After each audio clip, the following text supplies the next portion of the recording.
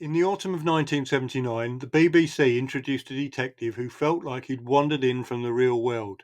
Eddie Shoestring, dishevelled, anxious, recovering from a nervous breakdown, and suddenly reinventing himself as a private ear. The resident detective on Radio West, a Bristol radio station scrambling for listeners. At a time when television detectives were tough, confident, even suave, Shoestring quietly offered something else, a hero held together by frayed edges. It was created by Robert Banks Stewart and Richard Harris, names that would later appear on The Darling Buds of May and Bergerac and had appeared in certain corners of Doctor Who. They wanted a detective show built around vulnerability, a character with a past that wasn't glamorous, a man trying to rebuild life, not stride through it. It was filmed in and around Bristol, terraced streets, grey harbours, buses, cafes, the sort of half-urban Britain the 1970s usually left in wide shot. And instead of a police chief or a trenchcoat mentor, we get Don Satchley, a weary head of Radio West, and Erica Bayliss, Eddie's landlord. It feels domestic, local, a detective show where crime rubs shoulders with the community.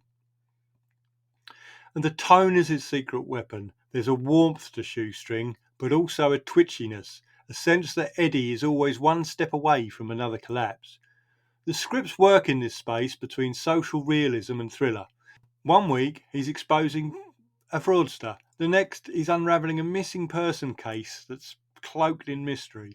It's half social commentary, and because Eddie broadcasts live appeals for information, the audience inside the show becomes part of the detective work.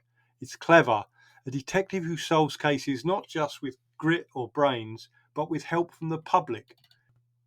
It gives Shoestring a pace, a texture that still feels fresh. Production was fast, location heavy and surprisingly ambitious for the time.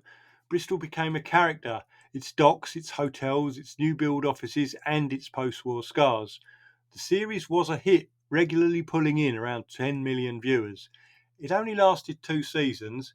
Trevor Eve, perfectly cast as Eddie, didn't want to become tied to a long-running character.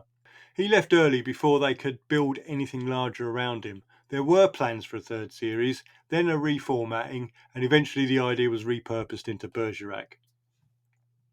But Shoestring sits in a strange space, remembered fondly by those who saw it, overlooked by those who didn't.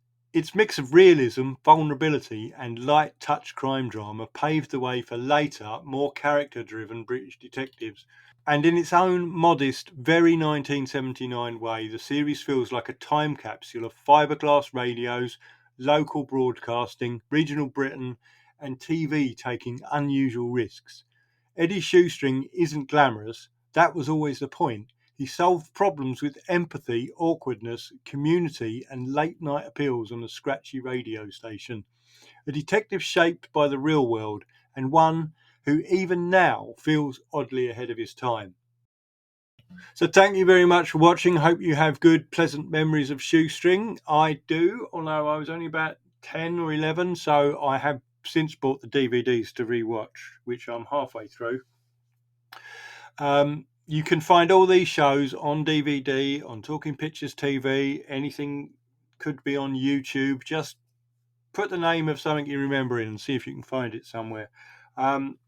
If you find something that I haven't done yet, let me know. I am constantly scouring the internet. I've got a huge list of things I want to do, but I also want to do the things that you want me to do. So let me know. Other than that, like and subscribe because that helps me get the message out to more people and keep these shows alive. And that's it then. Bye.